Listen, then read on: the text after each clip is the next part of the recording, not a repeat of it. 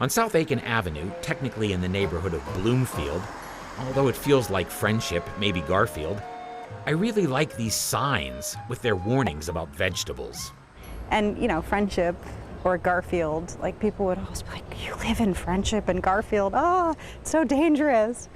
And I thought it would be kind of ironic to put up a sign that, you know, where people would typically be cautious about other things, to be cautious about tomatoes is maybe a sign of times changing.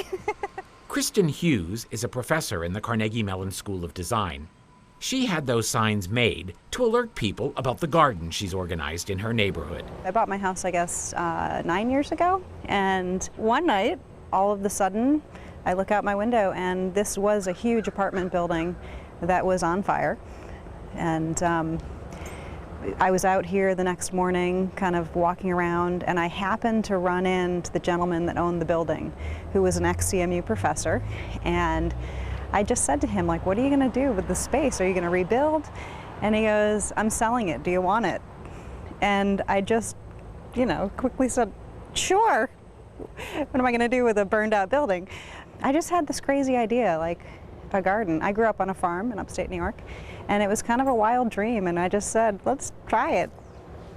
Laura Jean McLaughlin is an artist who has worked with Kristen on several projects. We've been friends, so she was telling me about this garden, this wonderful garden that she was doing. She bought up the land and wanted to do a community garden. You know, she one day called me and said, the Three Rivers Arts Festival is not going to be housing our artwork anymore that they had done for the festival a few years ago. She says, I've got this giant octopus. Do you want it for the garden? And I said, sure. So this many-faceted sculpture called Octavia, originally created as part of a putt-putt golf course at the Arts Festival, became the centerpiece of this octopus's garden.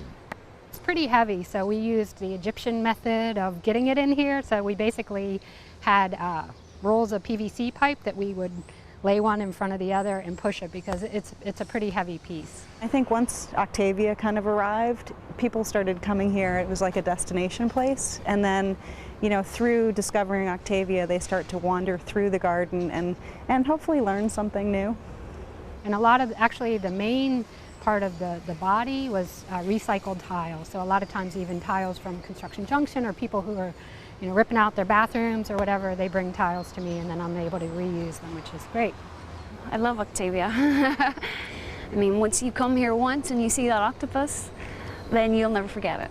I like the backside with the smiling face on the backside with the big grin, but and also the eyeballs with the little clay parts in them. She's taking care of things. She sort of looks over the garden. She's just a wonderful creature.